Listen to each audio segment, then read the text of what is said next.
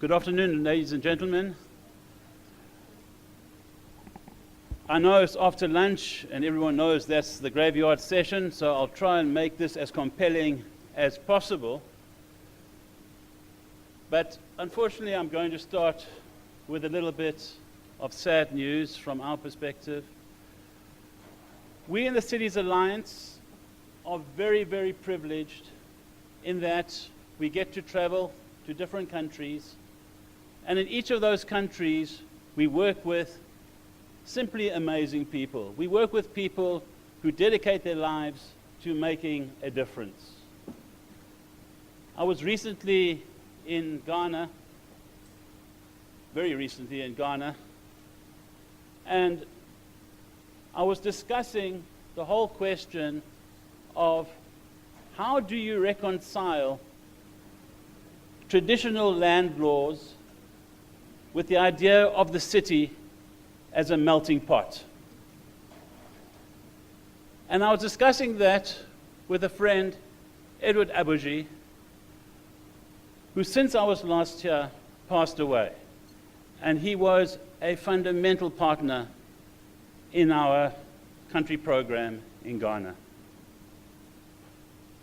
I know that's a sad start to any speech, but he would certainly want me to tell a compelling story because he was so compelling himself.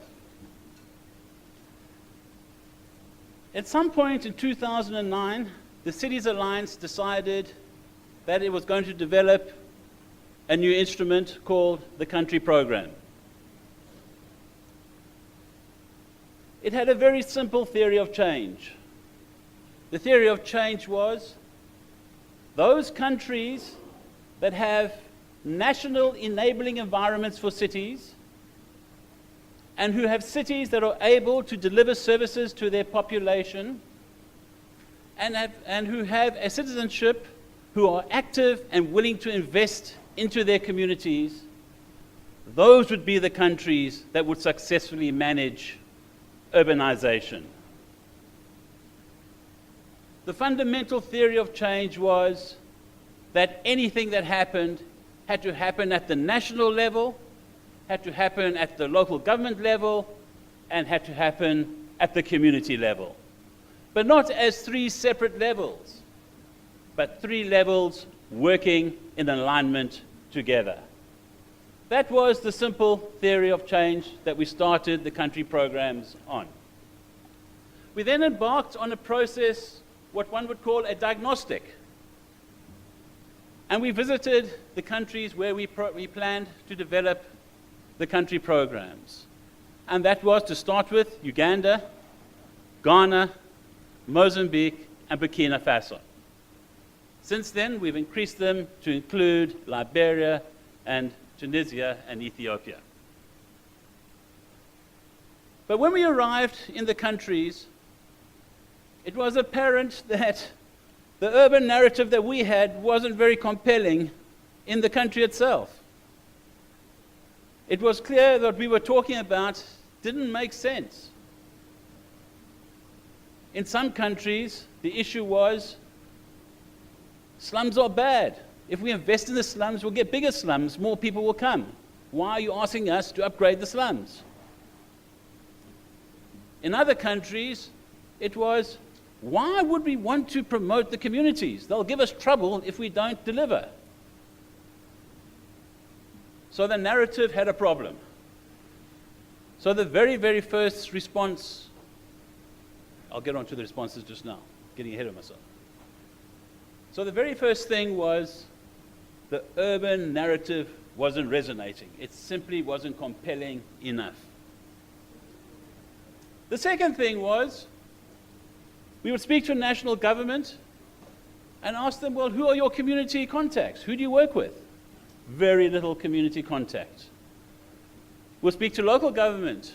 How do you engage with national government? Very, very weak series of engagements. We'll speak to the communities, and they were completely on their own. So there was very poor alignment between national government, local government, and communities. Now, you all know the Cities Alliance works under the tagline, cities without slums. Now, when we say cities without slums, it doesn't mean we want the slums to be invisible. And what we discovered in many, many countries were the slums were simply invisible. They were there, but just not part of the dialogue. They were there, they weren't part of the city maps. There was very, very little knowledge of the nature of slums in these cities. And when we went to look at the question of, well, what urban programming is happening, we discovered that, well, way back, this organization had a project, but then they ran out of money, and then the project stopped. Or there's a project happening here, but we're not quite sure what's about. And the whole thing was that there wasn't a systemic approach, but rather on-off programming, depending on whether there was funding or no funding. Then we discovered things like communities were mobilizing and planning here, investment was going there. A complete disconnect between the role players.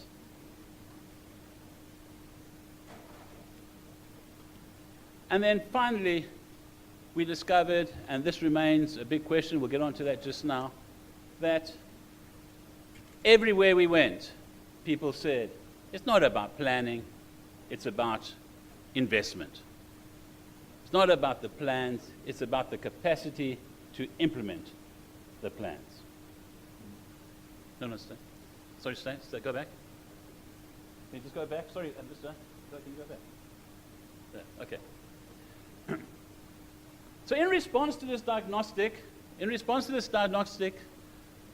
we developed a response, what we called our country framework documents, our strategies, and across the countries there were varying degrees of more or less the same thing. Not to say the countries were the same, because every single country is fundamentally unique, but there were certain characteristics that were more or less similar. The first part of our response was to develop an advocacy program.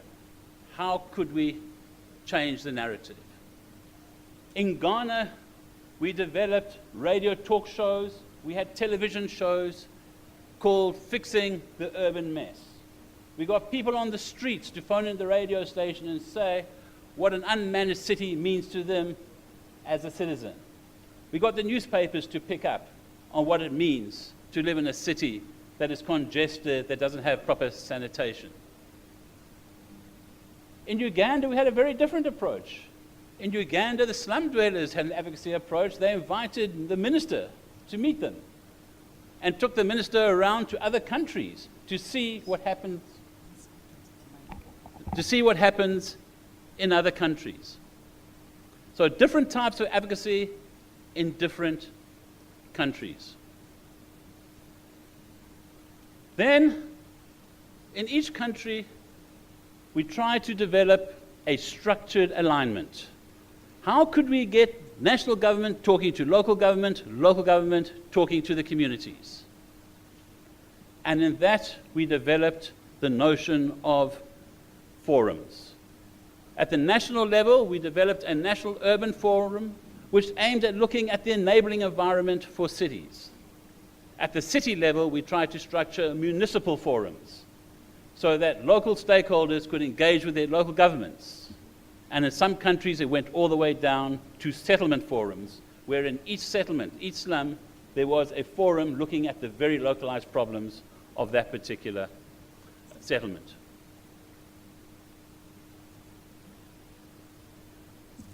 In response to the invisibility of the slums, the strategy was really threefold. First, put the slums on the map the slums.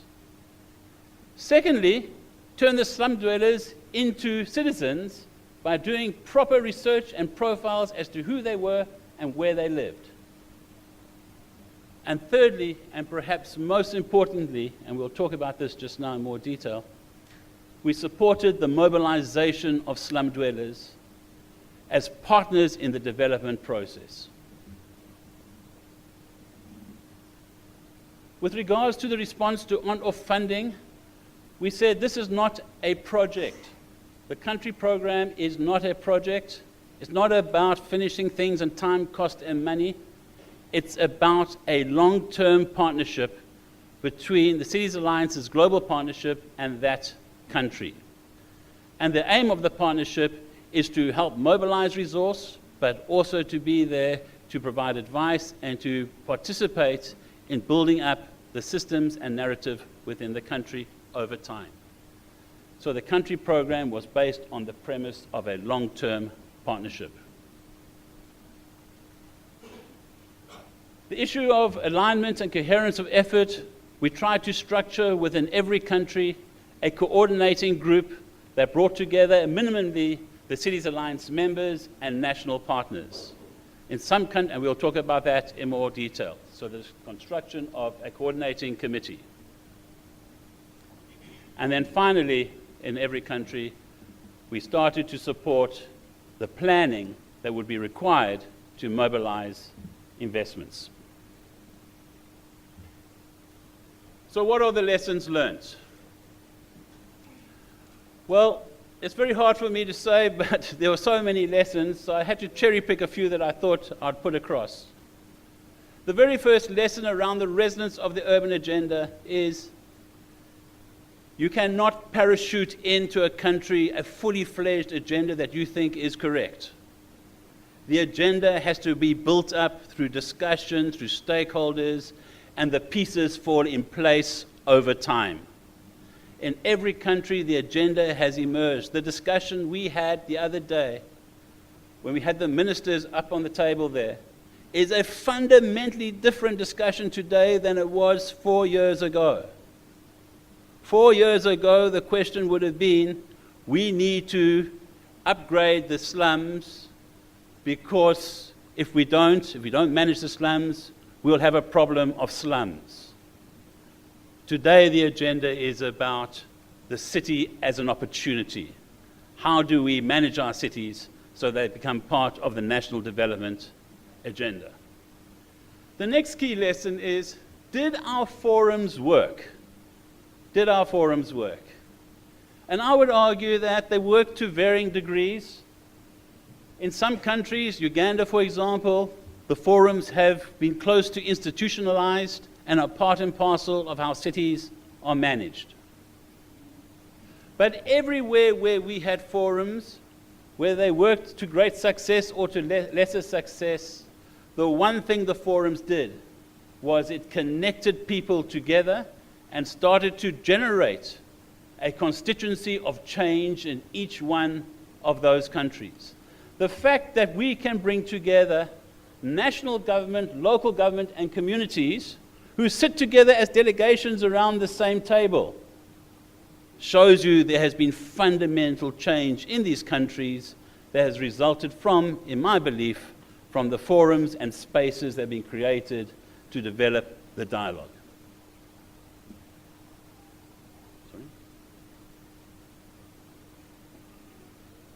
Unfortunately, in some places, slums are still invisible, but we have made, in my head, dramatic progress. The slums, very much through the incredible work, and I have to say I'm a great advocate of Slum Dwellers International and all their partners, Plan Act, People's Dialogue, the YMCA, because I think they have been the driving force of our program. But the key point, the key lesson here is you can map a slum and it will make no difference.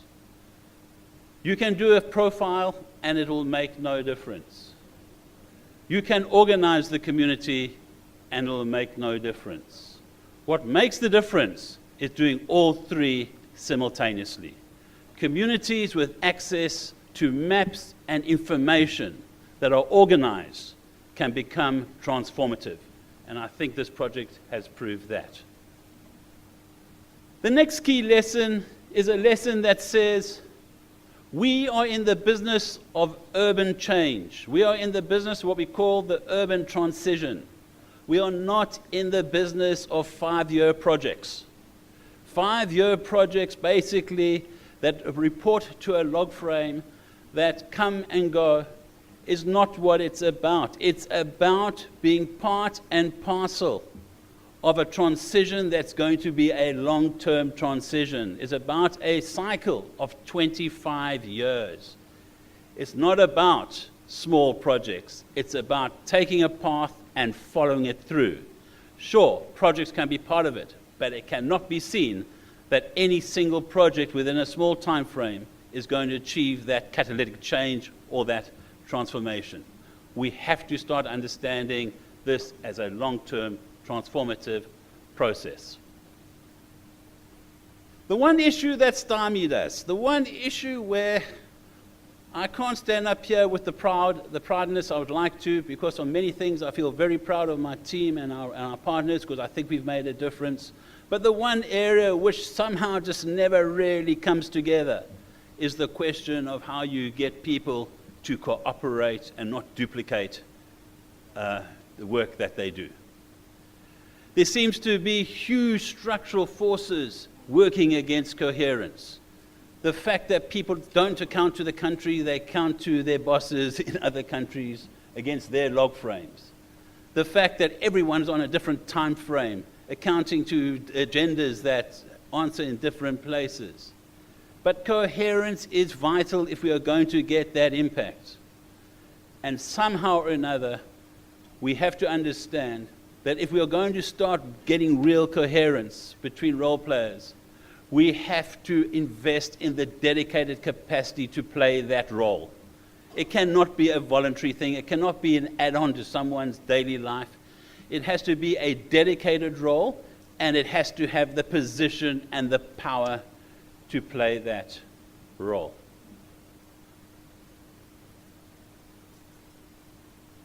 Now, planning is an absolutely essential ingredient of success, but planning on its own will get us nowhere. We have to plan with the intention of investing and building up the structures and systems and infrastructure. We have always seen the country programs as the upstream work, the long-term investment, putting in place the systems and structures that we need to enable effective investment downstream. In some countries, we found the synergy halfway through between World Bank investments and others, and found the space so we could leverage on each other. And in the case of Uganda, we have brought together about $150 million in infrastructure into secondary cities. In Ghana, we found the space, but after huge flexibility, because the timing was completely wrong and we had to cancel certain things to enable us to get them in place when the opportunity would come, we found the space to engage with a sanitation investment in Ghana from the World Bank again. But the key lesson really for the country programs is when we start the country programs, among the key partners have to be the places where we get the investment from. We have to have the banks on board. We have to have the foundations on board. We have to have everyone on board up front, committed to the notion that if we are going to engage in this long-term investment in this country, we are going to follow through with the required investments to make that transformative change. But the one thing that did work, and it's one thing which I think we need to focus a bit more attention on, is that investments don't always have to be in the hundreds of millions. They don't have to be huge.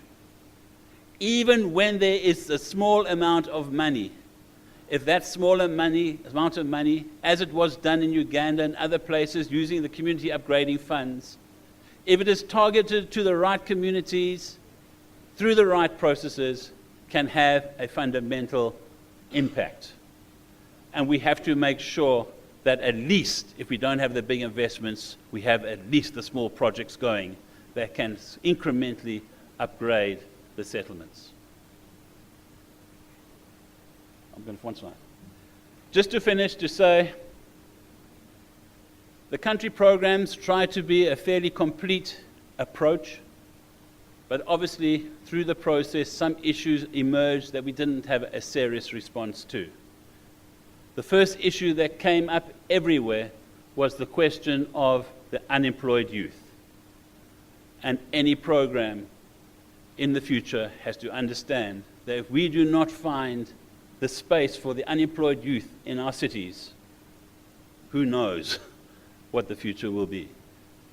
The second point we didn't have enough focus on was the importance of the natural environment, and absolutely we were gender blind in our program, and that has to change going forward. Sorry, next slide. And then finally, as a way of conclusion, the country programs went up, they went down, they had some failures, they had some successes. But the one thing they have demonstrated,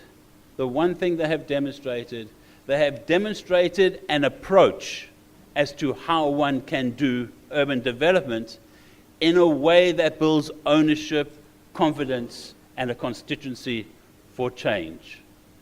The big investment is to turn that constituency and that change into real projects in the future. Thank you.